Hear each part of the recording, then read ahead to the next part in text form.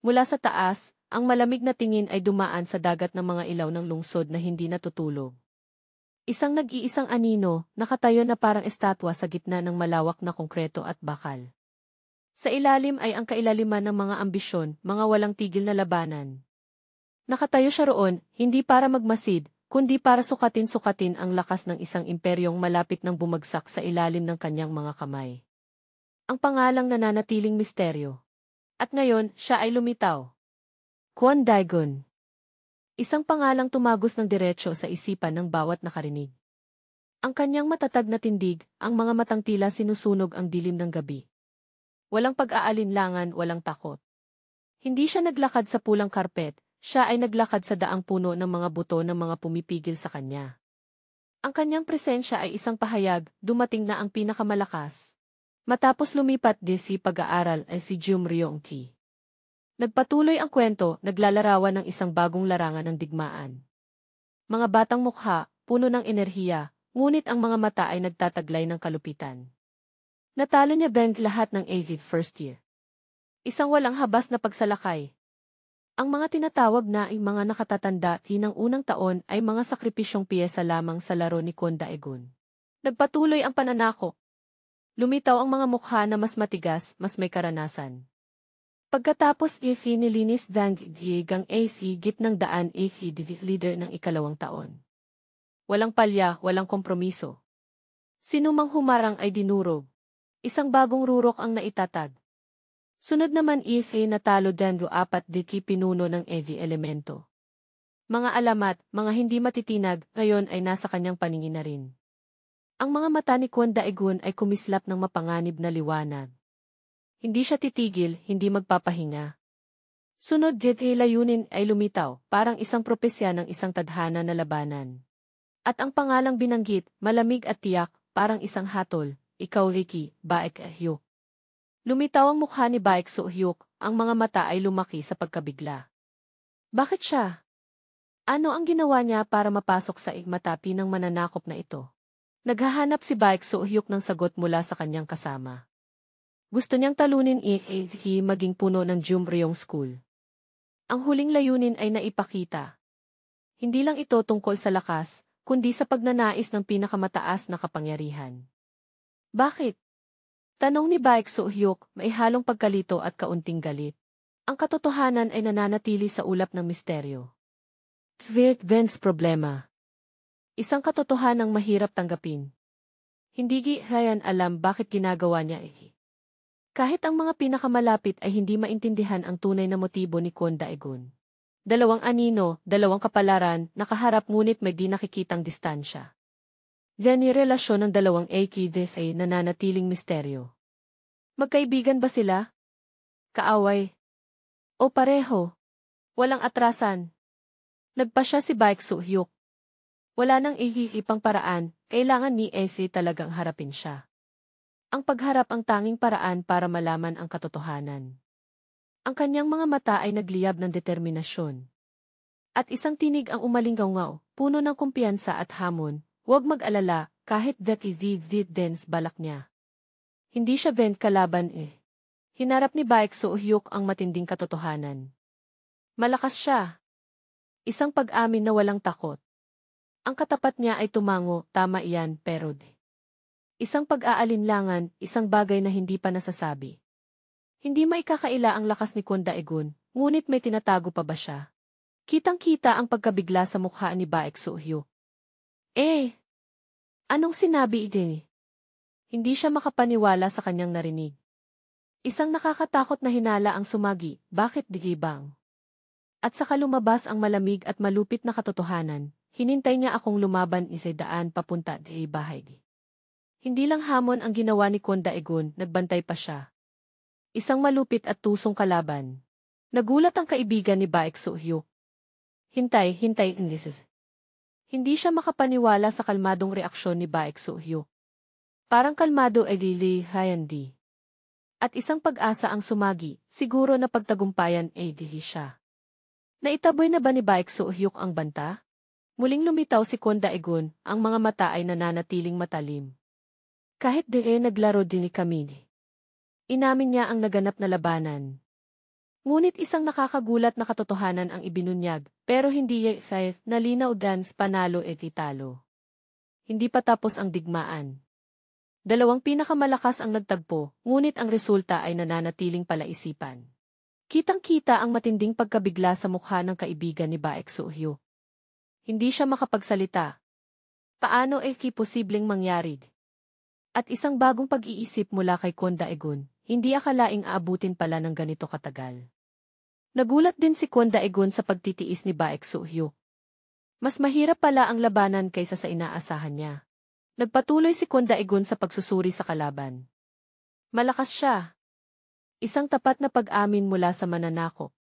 Ngunit hindi pa rito nagtatapos, dagdag pa niya, Isang bagong katotohanan tungkol kay Baek Soo-hyuk ang malapit ng lumabas. Ang huling pahayag ay puno ng pangamba, mapanganib. Hindi lang siya malakas, siya ay mapanganib. Isang nakamamatay na kombinasyon. Ang imahe ng kaibigan ni Baek Soo-hyuk na naupo ng bigla, tunog ng pagbagsak, ay nagpapakita ng pagkabigla sa pahayag na iyon. Hindi pa rin makapaniwala ang kaibigan ni Baek Soo-hyuk. Bakit din naman naisip siya isang banta Hindi siya makapaniwala na si Baek Soo-hyuk, na kanyang pinagkakatiwalaan, ay itinuturing ni Kwon Dae-gun bilang isang banta. Tunog ng pagkalito. Hindi makapaniwala. Muling lumitaw si Baek Soo-hyuk, ang mga mata ay malayo ang tingin. Nagmumuni-muni siya tungkol sa labanan. Kung dagdag pang oras, maaaring malaman din resulta. Hindi pa tapos ang digmaan, pansamantalang huminto lamang. Kailangan pa ng oras upang malaman kung sino ang mananaig. Ang malabong pahayag na ito ay nagpapahiwatig na ang labanan ng dalawa ay nagpapatuloy pa rin at puno ng hindi tiyak na mga pangyayari. Nakatayo si Heejun roon, nakatingin sa abot tanaw, tila nag-iisip ng malalim tungkol sa isang bagay na malayo. Alaynan. Isang mahinang pag-ungol na puno ng kahulugan. Ganda ng panahon ngayon. Ang mga salita ay tila walang kabuluhan, ngunit sa kontekstong ito, nagdadala ito ng isang nakakakilabot na lamig. Ito ba ang katahimikan bago ang bagyo? Lumiko siya, may hawak na maliit na pakete. Malakas at puno ng kapangyarihan ang tinig niya. Vance, bagong gamot. Isang misteryosong bagay na ipinakilala ni Heejun, ito ba ang pinagmulan ng mga bagong problema? Dumating ang mga batang babae, may mga matang puno ng pagnanasa at pagsunod. Sino gusto? Nagbigay si Heejun ng isang mapang-akit na paanyaya. Agad na sumagot ang mga ito, puno ng pagtatalo, Pakibigay si akin. Pakiusap Kitang-kita ang kanilang pagkagutom sa mukha. Tumingin si Heejun sa pakete ng gamot sa kanyang kamay, walang emosyon ang mukha. Pero paano dun Sabi niya na parang nagtatanong sa sarili. Isa lang Vance tableta. Ang kakulangan ay nagdudulot ng pagkahumaling. Iiwan dito. Inilapag niya ang pakete, parang pain. Isang magulong eksena ang naganap. Nag-agawan ang mga babae para sa iisang tableta. Hasyan lang kayo. Malamig na sinabi ni Kwon Dae-gun na parang isang tagamasid sa labas ng laban na kanyang nilikha. Wala siyang pakialam sa kanilang pag-aaway, ito ay isang libangan lamang. Lumipat ang tagpo sa paaralan ng Jumryong, kung saan nagsimula ang lahat. Panahon wala dito. Nagpatuloy ang kwento na nagpapahiwatig ng pagkawala ng isang mahalagang tauhan. Lumitaw si Baek Soo-hyuk, seryoso ang mukha. Naging magulo Vance paaralan. Iniulat niya ang kalagayan. Ang pagkawala na iyon ay nagdulot ng malubhang epekto. Tumingin siya ng diretso sa kausap, puno ng sisi, sabi kayang-kaya ni. Lumitaw ang isang batang babae, galit at nagtatalo ang mukha. Ryan. Hindi niya tinatanggap ang paratang. Ginawagi dan lahat ng kayagi. Sinubukan niyang ipagtanggol ang sarili. Ipinagpatuloy ng babae ang paliwanag ng kanyang mga ginawa. Dahil sinabi hayaang mag-away dan grade 5, kaya hinayaan ni lang. Sinunod niya ang utos. Dan grade 2. Nag-aatubili siya. Masyado din kabilis kaya hindi napigil. Masyadong mabilis ang kaguluhan, hindi niya nakontrol. Tinapos niya ang paliwanag. Pero pagkatapos niyan, sinitag siya, pwede. Pakiramdam niya ay ginawa na niya ang lahat, sinubukan niyang ayusin ang problema. Lumingon si Baek So-hyuk at nagtanong, puno ng pagdududa, pati King Winsoy. Gusto niyang malaman ang nangyari sa mga leader. Sumagot ang babae, medyo nag-aalangan, Svinith. At ipinaliwanag niya, para ipagtanggol ang sarili, dahil sila gens nagpasimula ng gulod. Lumitaw ang mga matang puno ng hamon at kayabangan ng mga tinutukoy. Tumutol si Baek So-hyuk, medyo mahirap intindihin ang tono, pero sinabi hindi interesado paaralan. Inulit niya ang dating pangako. Nagbigay ang babae ng hinala, narinig Deng chismis tungkol kapatid kaya dumating ili dito, naive. Isang lihim tungkol sa dahilan ng pagbabalik ni Baek So-hyuk ang naipakita. Nagulat si Baek So-hyuk, chismis. Parang hindi niya alam ang tungkol dito. Nagulat din ang babae sa reaksyon niya, At muling nagtanong, puno ng hindi paniniwala, hindi alam. Nagpatuloy si Baek So-hyuk sa pagtatanong, anong chismis? Gusto niyang malaman ang katotohanan. Nag-aatubili ang babae, Lumitaw ang isa pang babae, sumingit sa usapan, may mukha ng chismosa. Alam is dinayguze. Sinimulan niyang ikwento ang chismis, puno ng misteryo, narinig ay Kwon Daegon ihi Baek Suzy ay nagkakarelasyon. Isang nakakagulat na chismis na may kinalaman sa kapatid ni Baek So-hyuk. Nang matapos ang babae sa pagsasalita, nagulat siya at napagtanto na nasabi na niya ang isang bagay na hindi dapat. Dili lang nating pag-usapin. May narinig na mga hakbang, nagpapahiwatig ng pagdating ng isang tao. Lumitaw si Baek So-hyuk, ang mukha niya ay nagdilim sa galit. Natakot ang babae na nagkwento ng chismis at umatras, huwag kang lumapit. Sinubukan niyang pakalmahin ang sitwasyon, wala talagang anuman. Ngunit tila huli na. Lumipat ang tagpo sa labas, sa isang pasukan ng istasyon ng subway. Walang tauhan, tanging katahimikan ng lungsod. Ito ba ang lugar na hahanapin ni Baek So-hyuk si Kwon Daegun? Lumitaw si Kwon Daegun, nakasandal sa isang mamahaling sasakyan, may mapagmataas na tingin. Tila naghihintay siya ng isang tao. Isang grupo ng mga tao ang umaakyat sa hagdan, kasama ang isang lalaking nakikinig sa telepono. Sinundan ni Kwon Daegun ang kanilang mga mata. Isa ba sa kanila ang hinihintay niya, o mga karaniwang tao lang? Si Kwon Daegun, na may malalim na pag-iisip, kumuha ng isang pakete ng sigarilyo. Tila ang paghihintay ay nagpapainip sa kanya. May tunog ng pag-unat, parang babala ng isang paparating na pangyayari. Binuksan niya ang pakete, at isang katotohanan ang lumitaw, tapos walang laman ang pakete. Isang maliit na detalye, ngunit nagpapakita ng paghahanda ni Kwon Daegun para sa pulong na ito. Matagal na siyang naghintay para maubos ang buong pakete ng sigarilyo.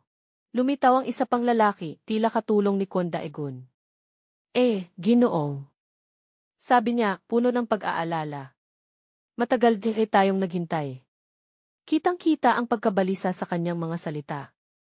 Bakit hindi tayo nagkamali ng oras o lugar? Nagsimulang magduda sa pulong na ito. Nanatiling kalmado si Kwon Daegun na may nakakakilabot na katahimikan. Nakatingin siya sa malayo, hindi direktang sumagot sa tanong ng katulong. Pagkatapos ay sinabi niya ng maikli, puno ng otoridad, maghintay iivi. Naniniwala siyang darating ang kabilang panig. Nakatayo pa rin si Kwon Daegun, nakasandal sa sasakyan, matiisin na naghihintay. Ang mamahaling sasakyan ay nagre-reflect ng ilaw, nagpapakita ng kapangyarihan.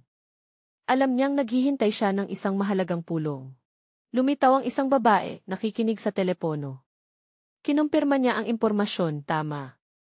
At iniulat niya sa kabilang linya, nahuli sila lugar sinabi. Tila may grupo ng mga tao na naghihintay sa lugar na inayos ni Kwon Daegun. Lumingon ang babae kay Kwon Daegun, puno ng kuryosidad, Kwon Daegun.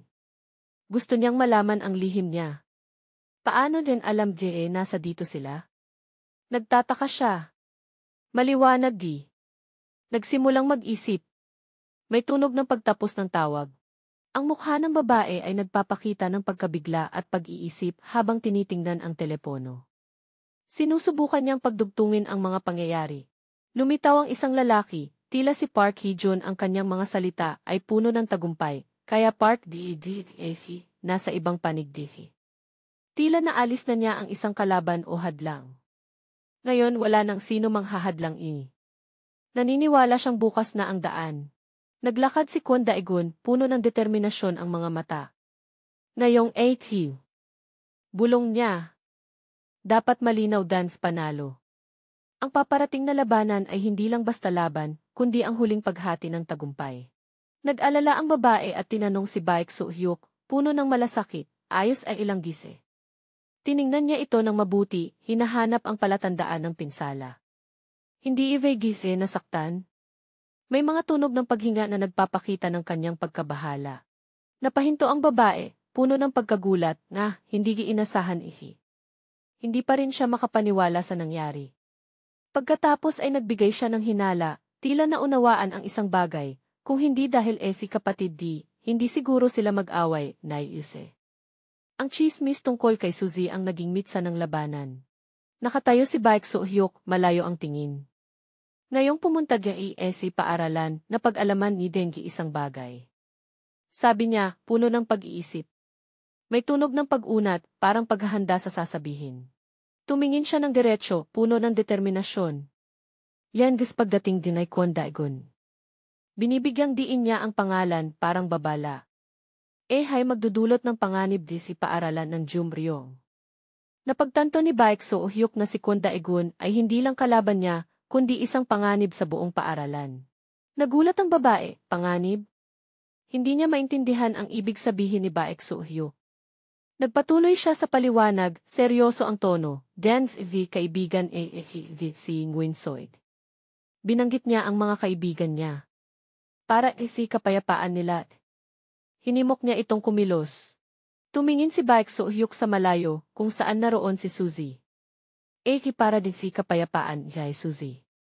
Maliwanag na ang tunay na dahilan ng kanyang pagkilos. Kailangan niyang protektahan ang kanyang kapatid na babae. Kailangan kong pangalagaan din sa paaralang Ipinahayag ni Baek So-hyuk ang kanyang huling determinasyon. Kahit di kailangan kong gawin diyan anumang paraan. Handa siyang gawin ang lahat upang makamit ang kanyang layunin. Isang pamilyar na tanawin sa kalye, ngunit may nakatagong nakakatakot na katahimikan. Kumukutitap ang mga billboard, patuloy ang buhay, ngunit sa isang sulok, isang lihim na labanan ang naghahanda ng sumiklab. Ang mga yapak ay tumutunog, mabilis at puno ng determinasyon. Isang lalaki ang lumitaw, may mukha ng pag-iisip. Alazanti. Ang bulong niya. Narating DSAGZSA Hyuk paaralan? Hinahanap niya si Baek So-hyuk. Hindi alam kung nakasalubong niya si Kwon Daegun. Kitang-kita ang pag-aalala sa kanyang boses. Naglalaban gitigil sila ngayon? Sabik siyang malaman ang kinalabasan. Lumitaw si Baek So-hyuk, hinarap ang lalaki. Malakas siya. Inamin ni Baek So-hyuk ang lakas ni Kwon Daegun. Saktong-saktong para maging bantad di akin. Isang nakakagulat na pag-amin, nagpapakita ng tunay na panganib ni Kwon Daegun. Ang lalaki sa tabi ni Baek So-hyuk ay napabulalas, may mukha ng galit at kawalan ng magawa, pabayaan Tumunog ang itunog ng uwak, parang masamang palatandaan. Hindi pa rin makapaniwala ang lalaki sa sinabi ni Baek So-hyuk. Diyan gilakas din ay Kwon Daegun, diyan ayokong tanggapin. Pinilit niyang baliwalain ang katotohanan ito. Ngunit inamin din ay Hyuk. Lalo siyang nabahala. Patuloy niyang iniisip ang lakas ni Baek So-hyuk. Kahit nakipaglaban din siya sa 20 tandang bawas 30 mula si iba't ibang paaralan. Naalala niya ang mga tagumpay ni Baek So-hyuk noon. O kahit si gangster. Hindi kailanman umatras si Baek So-hyuk sa kahit anong kalaban. Hindi siya nagbigay ng ganong pag-amin. Ang pag-amin ng lakas ni Kwon Daegun mula kay Baek So-hyuk ay isang bagay na hindi pa nangyayari. Muling tumunog ang itunog ng uwak, pinapatingkad ang kakaibang pangyayaring ito. Mga yapak. Lumakad ang lalaki, puno ng pangamba sa puso. Nakakabalisa talaga. Hindi niya maitago ang kanyang pag-aalala. Hindi pa rin siya makapaniwala. Hindi gaya makapaniwala darating din araw makakasaksi gaya ng ganitong tanawin. Hindi niya inasahan na makakaharap ni Baek So-hyuk ang isang karibal na ganoon kalakas. Hindi Napagtanto niya ang isang mas masahol pa, hindi igdagi nakakasaksi ng diretsyo labanan ng dalawang Kitang-kita ang pagsisisi at pagkabigo sa kanyang mukha. Tumunog ang itunog ng nanginginig, nagpapakita ng kanyang pagkasabi. Patuloy siyang nag-iisip, may mukha ng pagkabaliw. Nangyari talaga di. Hindi niya matanggap ang katotohanan ito.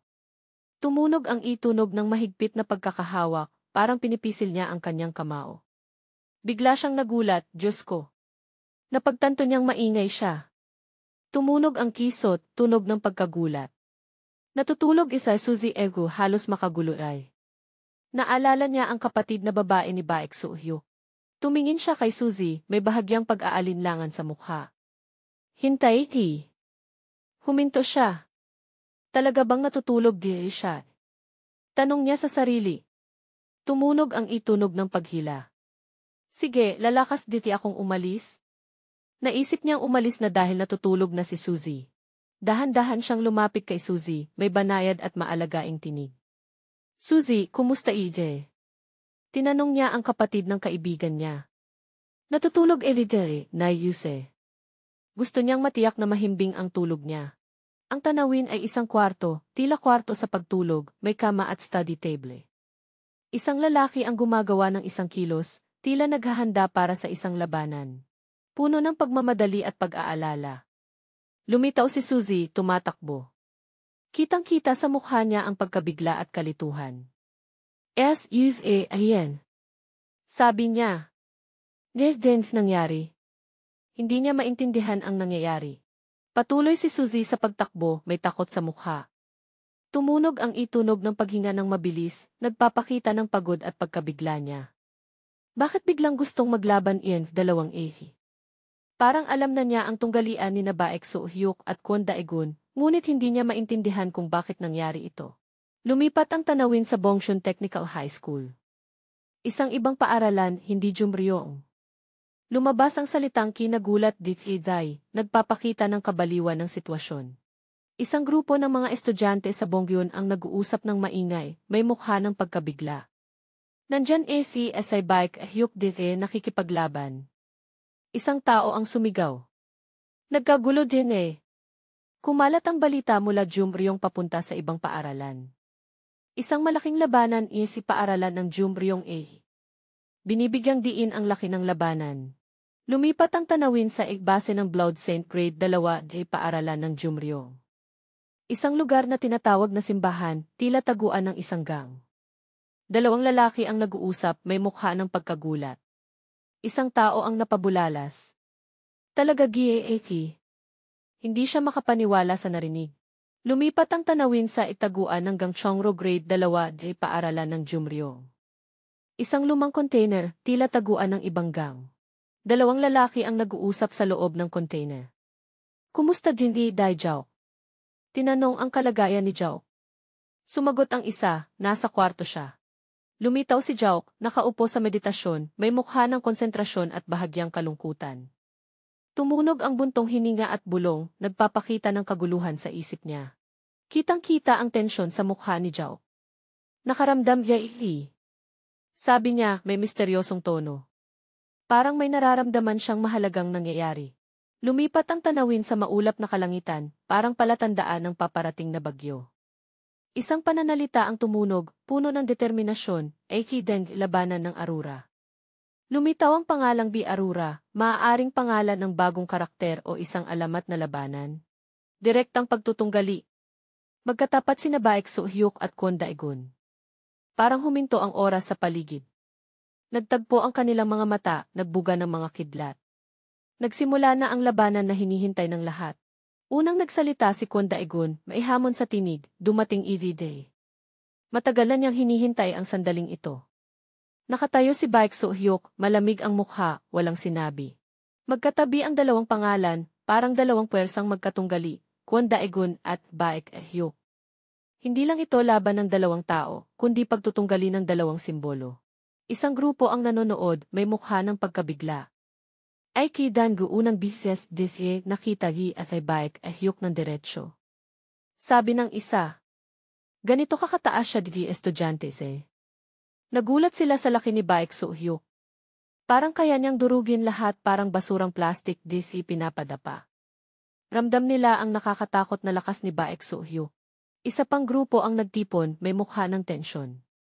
Eki din ekspresyon ng isang malaking labanan. Sabi ng isa, ramdam ang mabigat na atmosfera. Lenge atmosfera defi nakakakilabot.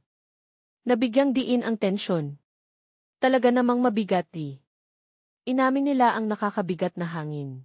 Isang tao sa grupo ang nagsalita, may galit, Eki yung sinasabi kong mabigat dihi trabaho, ipinaliwanag niya ang ibig sabihin. ESG dan ginagawa nito. Galit siya sa kuryosidad ng mga tao. Umalis dili kayo. Gusto niyang lumayo ang lahat sa delikadong lugar. Isang lalaki ang dumating, pilit na pumapasok sa gitna ng tao. O, pasensya din dadalhin nilang daan, sabi niya, parang walang pakialam. Tumunog ang itunog ng paghinga. Isang tao sa grupo ang nagtanong ng galit, sino EVAE, bakit ile dumadagdag dito? Ayaw niyang maistorbo. Ang lalaking pumapasok ay lumingon at kinausap ang isang kaibigan. Si Wadi. Tinawag niya ito. ESF tingin AF malaking labanan dito. Tinanong niya si Siung Ihwe. Mukhang naguguluhan si Siung Ihwe. Noon, nakipaglaban igigit-igiti Kwon Daegun. Inalala niya ang nakaraan ni na Siung Ihwa at Kwon Daegun. Sumagot si Siung Ihwa ng seryoso. Malakas si Kwon Daegun. Inamin niya ang lakas ni Kwon Daegun. Ginamit BF lahat ng kakayanan pero hindi gigle sait na panalo. Ikinuwento niya ang karanasan. Hindi bagay siya din higit defi karaniwang lakas. Binibigyang diin ni Siung Ihwa ang kakaibang lakas ni Kwon Daegun. Kaibigan ni Siung Ihwa ang nagtanong, may halong pag-aalinlangan sa tono, kaya Ben sinasabi magpapusta Kwon Daegun. Gusto niyang malaman kung sino ang panig ni Siung Ihwa sa labang ito. Matatag na sumagot si Siung Ihwa, hindi. Ipinaliwanag niya ang kanyang dahilan. Pisikal o teknikal, nasa antas lang siya ng isang dihi. Inamin niya ang lakas ni Kwon Daegun, ngunit limitado lang iyon. Magpapusta ga isang BCDFA nasa antas ng superhero, na Baek Hyuk. Naniniwala si Siung Ihwa na mas mataas si Baek So Hyuk, nasa ibang level. Nagalit ang mga tao sa paligid ni Siung Ihwa, tinawag siyang traitor. Siung Ilig tanging katapangan. Sigaw nila. Yan di sinasabi hindi sasais Daegun ise. Hindi nila matanggap na hindi sumusuporta si Siung Ihwa kay Kwon Daegun. Tumingin si Siung Ihwa sa kanila, may halong pang-uyam sa mukha. Baliw kayo. Sabi niya. Simula lang, hindi gaya nasa anumang panig. Pinagtibay niya ang kanyang pagiging independyente. Yan ay resulta ng isang laban, hindi dapat hatulan batay personal damdamin. Naniniwala siya sa lohika at objetibong pagsusuri. Sinimulan ni Siung Ihwa ang pagsusuri sa lakas ng dalawa. Tara, suriin natin dance physical ay kalagayan niya Baek Hyuk dit Kwon Daegun. Nagbigay siya ng mga tiyak na numero. Kwon Daegun, 17 taon, 88 dance taas, 88 dance bigat, physical di antas 177. Baek Hyuk, 19 taon, 192 dance taas, 118 dance bigat, physical di antas 211. Malinaw ang pagkakaiba sa pisikal na katangian. Nagpatuloy si Siung Ihwa sa pagsusuri. Siyempre, dahil indis mataas dance di numero dinay Baek Hyuk, dindis malakas din kanyang pisikal di kapangyarihan. Pinagtibay niya ang kalamangan ni Baek So Hyuk sa lakas. Ngunit binigyang diin ni Siung Ihwa na hindi lahat ay pisikal. Pero kung pisikal lang bangs pagtutok, hindi sumasalamat de lahat. Sabi niya, yan dahilan kung bakit tinatawag si Baek Hyuk de superhero, hindi lang dahil kanyang pisikal di katawan lakas. Ipinahiwatig niya na may iba pang aspeto si Baek So Hyuk na nagpapalakas sa kanya. Nakikinig ang mga tao sa paligid, puno ng kuryosidad. Tumahimik kayo. Sabi ng isang tao. Panoorin ingay sila. Bumalik ang eksena kay Baek So Hyuk at Kwon Daegun na magkatapat, kasama si Suzy sa malayo. Napakataas pa rin ang tensyon. Nagsalita si Baek So Hyuk, diretsahang tinawag ang kalaban, Kwon Daegun. Gusto niyang malaman ang katotohanan. Bakit hindi pumunta di Jumryong T? Tinanong niya ang layunin ni Kwon Daegun. Nagpatuloy si Baek Soo-hyuk sa pagtatanong, tapos nagdulot ng gulo dito. Gusto niyang malaman kung bakit dumating si Kwon Dae-gun at nagdulot ng gulo. Hinamon ni Baek Soo-hyuk si Kwon Dae-gun, puno ng hamon ang tono, des den layunin. Gusto niyang malaman ang tunay na dahilan sa likod ng ginawa ni Kwon Dae-gun. Nagpatuloy si Baek Soo-hyuk sa pagtatanong, tapos nagdulot ng gulo dito. Gusto niyang malaman kung bakit dumating si Kwon Dae-gun at nagdulot ng gulo. Hinamon ni Baek Soo-hyuk si Kwon Dae-gun, puno ng hamon ang tono, des den layunin. Gusto niyang malaman ang tunay na dahilan sa likod ng ginawa ni Kwon Dae-gun. Sumagot si Kwon Dae-gun, may halong pang-uyam, dai gis den nagdulot ng gulo. Hindi niya tinatanggap ang paratang. Es gis es vien, baliksiran ieze. Sabi niya na si Baek Soo-hyuk ang tunay na salarin. Ipinaliwanag ni Kwon Dae-gun ang dahilan ng pagpunta niya sa Jumryong. Pinagmasdan ni Vance paligid. Sinubaybayan niya ang sitwasyon. Napansin ni Gige walang nararating ECDV leader paaralan. Ang pagkawala ng mga leader ay kakaiba. Ko alam ni Gige itinigil ni Vance pagkokolekta ng proteksyon. Alam niyang nawasak ang lumang sistema. Inulit ni Baek Soo-hyuk, tila hindi interesado, proteksyon. Iyan di si Deng sinasabiin. Para sa kanya, hindi iyon malaking issue. Hindi iki malaking bagay. Iniisip niyang sobra lang ang reaksyon ni Kwon Dae-gun. Tumugon si Kwon Dae-gun, seryoso ang tono. Yan iyong sinasabi hindi dapat nangyari, paaralan. Naniniwala siyang mali ang koleksyon ng proteksyon. Dapat itigil Eki dahil nagdudulot diki ng maraming sakit ng AIDS. Iniisip niyang nakakasama ang sistema sa mga estudyante. Nagpatuloy si Kwon Dae-gun sa paliwanag. Pinapasama nito dance buhay ng AV estudyante. Naniniwala siyang tama ang ginagawa niya. Desai gise malidens pagwakas nito. Hinamon niya si Baek Soo-hyuk. Sumagot si Baek Soo-hyuk, may halong pang-uyam, kung sasabihin AAV gulo eki, yan gen kalagayan ng paaralan bago dai dumating. Ipinahiwatig niya na siya ang nagdala ng kaayusan sa Jumryong. Tumingin si Kwon Dae-gun kay Baek Soo-hyuk, puno ng hamon. Parang hindi niya alam di. Sabi niya, kumpiyansa. Then Jumryong is Deng's pinakamalakas rehiyon ng Daejeon. Binibigyang diin niya ang katayuan ng Jumryong. Ipinaliwanag ni Kwon Dae-gun kung bakit malakas ang Jumryong. Upang mapanatili dagli posisyong Eki, hindi lang AC kasalukuyan kundi mula rin noon. Sabi niya tungkol sa kasaysayan ng paaralan. Eki dahil sistemang Eki sinira ng walang kamalayan. Sinisi niya si Baek Soo-hyuk sa pagkawasak ng pundasyon ng lakas ng Jumryong. Dahil proteksyon ni. Ipinaliwanag niya ang papel ng koleksyon ng proteksyon. Nagtipon-tipon gangs pinakamalalakas Jumryong. Nakakaakit ang sistemang ito ng mga malalakas na tao sa paaralan. Nagpatuloy si Kwon Dae-gun sa paliwanag tungkol sa sistema. And malalakas din Sabi niya tungkol sa mga leader. Hay nagiging AV leader ng bawat klase bawat grado. Hawak nila ang kapangyarihan sa paaralan. Yan kanilang posisyon, hindi lang AC paaralan, kundi umaabot liud filabas. Lumalawak ang impluensya nila. Inamin ni Kwon Dae-gun ang negatibong bahagi ng sistema. Kahit loob ng paaralan, nakakatulong sila para matatakot din VT. Alam niyang nagdudulot ito ng takot. Pero salamat kanilang malaking reputasyon.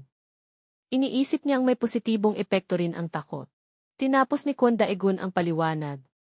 Nailabas ng paaralan, alam ng lahat ding lakas ng Jumryong, ligtas din paaralan. Naniniwala siyang nakatulong ang sistema sa katatagan at kaligtasan ng Jumryong. Apos ni Kwon Dae-gun ang paliwanag. Nailabas ng paaralan, alam ng lahat ding lakas ng Jumryong, ligtas din paaralan. Naniniwala siyang nakatulong ang sistema sa katatagan at kaligtasan ng Jumryong. Nagpatuloy si Kwon Dae-gun sa paliwanag kung bakit tutol siya sa pagwasak ni Baek Soo-hyuk sa lumang sistema. Kung tatanggalin Dens nakakainis gagamit ng gulo dahil harap. Inihambing niya si Baek Soo-hyuk sa gagamba. Mapapansin ng pang AV insekto.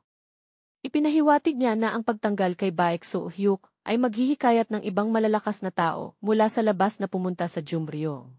Nagpatuloy si Kwon Daegun sa argumento. Sinasabi hindi dapat umiraw din sistema. Inulit niya ang pananaw ni Baek Soo-hyuk. Kung ganun, anong paraan para mapuksa Genthye, dayuhang laging nagpapasikat di paaralan? Hinamon niya si Baek Soo-hyuk na magbigay ng alternatibo. Ibang salita, paano mapanatili din kapayapaan si Jumryong? Gusto niyang malaman kung paano poprotektahan ni Baek Soo-hyuk ang Jumryong. May isa pang tao na nagsalita, tila kaibigan ni Baek Soo-hyuk. Naisip hayat dan sistemang iyan ihay sira diniti. Inamin niya ang negatibong aspeto ng lumang sistema. Pero hindi inasahang ganito kalakas din kahulugan nito. Nagulat siya sa tunay na papel ng sistema.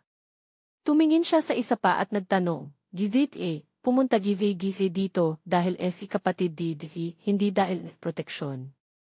Tinukoy niya ang dahilan ng pagpasok ni Manho sa Jumryong. Sumagot si Manho, malalim ang iniisip. Iyon nangangahulugang vendes pagtitipo ng malalakas Jumryong isang matagal de tradisyon. Napagtanto niya na matagal nang umiiral ang sistema. Kung ganon, sasabihin ni Kwon Daegun tungkol dito. Nag-aalinlangan siya sa pananaw ni Kwon Daegun tungkol sa tradisyong ito. Sumagot si Baek Soo-hyuk kay Kwon Daegun, may halong pang-uyam. Gagamit ng gagambat. Hindi niya gusto ang paghahambing ni Kwon Daegun. Kung mahilig alamat din iyan, itagoy lang sarili.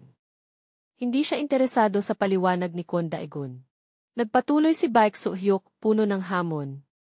Ipagtanggol dengo anumang gustuin. Pinapayagan niya si Kwon Daegun na gawin ang gusto niya. Pero kahit kapayapaan si paaralan o si ibang lugar. Sabi niya tungkol sa proteksyon. Hindi mapapanatili si pamamagitan lang ng salita. Ipinahiwatig niya na kailangan ng aksyon para sa proteksyon. Tumingin si Baek Soo-hyuk ng diretsyo kay Kwon Daegun, matatag ang tinig. Kung magkaiba sa pananaw ng dalawang panig, pinagtibay niya ang pagkakaiba ng opinyon. Isang laban lang para matukoy sa panalo, na yuse. Ipinakita niya ang huling solusyon, isang labanan para magpasya. Lumitaw si Suzy, sinubukang pigilan sila.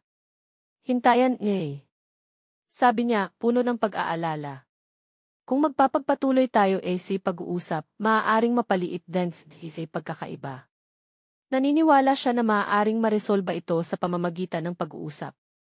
Tumugon si Baek Soo-hyuk, medyo malumanay ang tono ng kausapin si Suzy. Hindi para labanan Ayaw niyang ikabahala si Suzy. Gusto ilang malaman din layunin Inulit niya ang kanyang orihinal na dahilan. Bumaling si Baek Soo-hyuk paharap kay Kwon Daegun, may matatag na ekspresyon. Ngayon, ipaglalaban ni Aiki ng buong tunay puso. Idineklara niya, handang makipaglaban ng buong lakas. Malakas na tunog ng banggaan. Nagsimula na ang labanan. Naglunsad si Baek Soo-hyuk ng isang malakas na atake kay Kwon Daegun. Tunog ng pagwawagayway, puno ng kapangyarihan. Nagbigay si Baek Soo-hyuk ng isang malakas na suntok, puno ng determinasyon ang mukha niya. Nararapat dito. Sabi niya, parang isang pahayag ng kanyang lakas. Malakas ang tunog ng banggaan.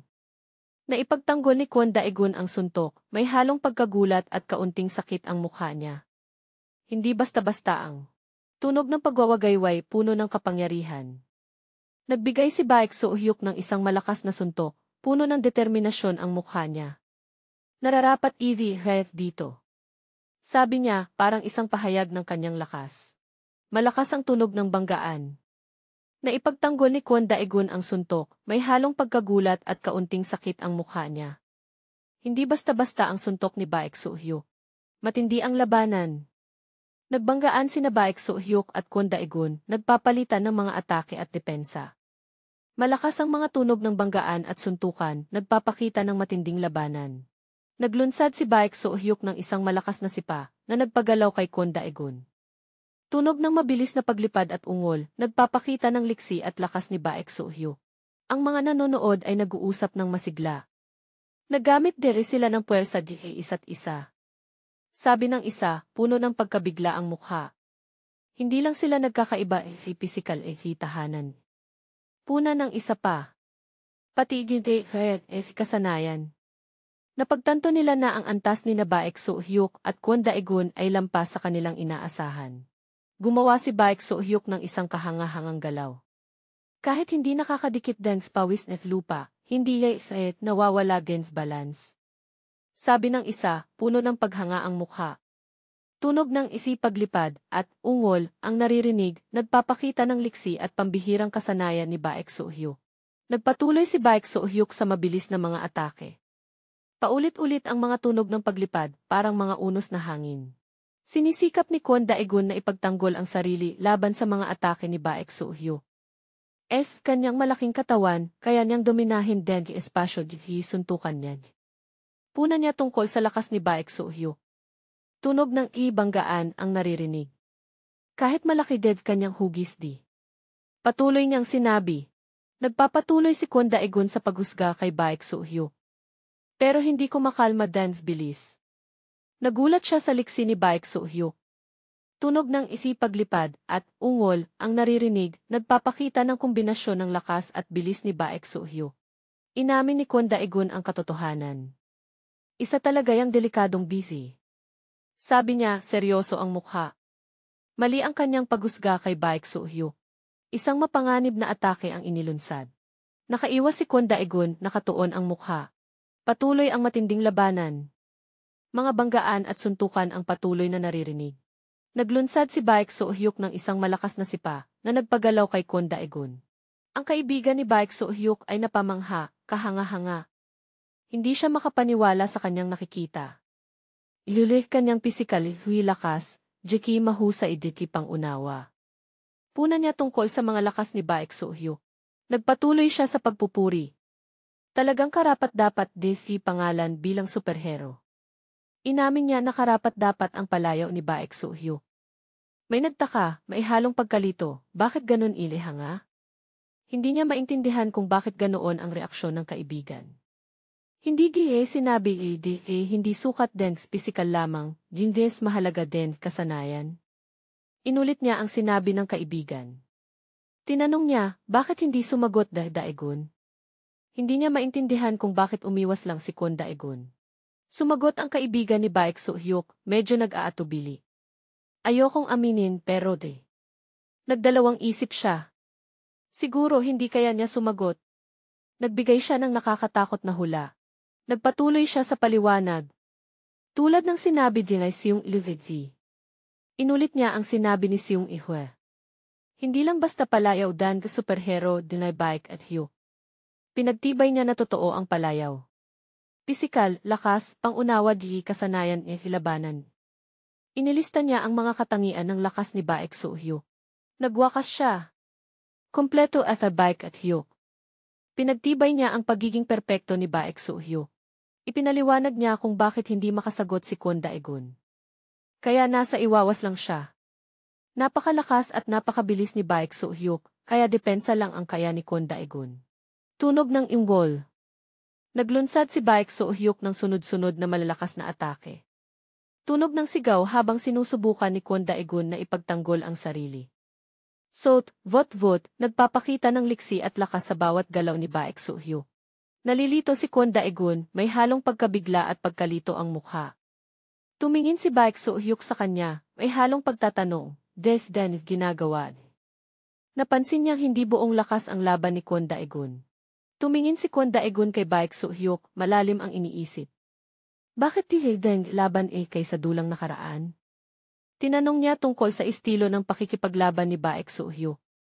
Hindi sigis handang makipaglaban si akin. Hinamon niya si Baek So-hyuk na seryosohin ang laban.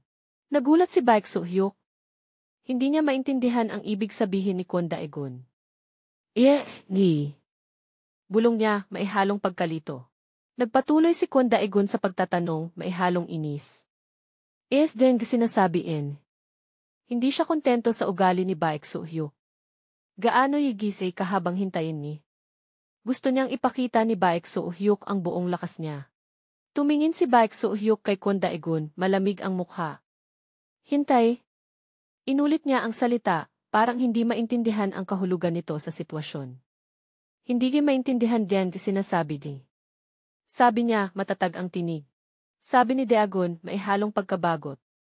Walang kwenta gang laban ganito. Iniisip niyang hindi karapat-dapat ang laban. Kung sinabi ipaglalaban ng buong lakas. Inulit niya ang sinabi ni Su-hyuk. Naglunsad muli si Baek Su-hyuk ng malakas na atake. Bakit hindi i-evase nakapagtuon ng buong puso? Tinanong ni Dagon, puno ng pagkadismaya. Gusto niyang seryosohin ni Su-hyuk ang laban. Malakas na tunog ng banggaan, nagpapakita ng dominasyon ni Dagon. Biglang isang hindi inaasahang suntok. Sabi ng isa, nagulat ang mukha. Hetoti. Nagulat din ang isa pa. Ngayon nagsasabi. Sinubukan ng isa na alalahanin ang sinabi. Ni. At lumabas ang katotohanan. Tumama. Malakas ang mga hakbang. Mabilis na kumilos si Kwon Daegun, sinamantala ang pagkakamali ni Baek Su-hyuk matapos tamaan. Malakas ang tunog ng banggaan, nagpapakita ng tindi ng bawat hakbang niya. Nalugmok si Kwon Daegun matapos ang biglaang suntok sa mukha. Nagulat at may halong sakit ang mukha niya. Pareho kahit deng lakas diki-diki kahit kahita ng isang beses. Napagtanto niya na hindi humina ang lakas ni Baek Su-hyuk. Malakas na banggaan. Nagpatuloy si Dagon sa pag-atake, sunod-sunod at malakas. Sinubukan ni Hyuk na ipagtanggol, pero mukhang nahihirapan siya. Patuloy ang mga banggaan at suntukan. Naglunsad si Dagon ng mabilis na mga atake, pinipilit si Hyuk na umiwas. Kitang-kita ang liksi at lakas sa bawat suntok ni Dagon. Naglunsad si Dagon ng isang malakas na sipa, tinatarget si Hyuk. Sinubukan ni Hyuk na ipagtanggol, ay halong tensyon ang mukha. Napamangha ang mga nanonood, bakit biglang ganun? Hindi nila maintindihan kung bakit napipilitan si Su-hyuk. Patuloy ang mga banggaan at suntukan. Hindi tumitigil si Dagon sa pag-atake. Sinubukan ni Hyuk na sumagot, pero tila napipilitan siya.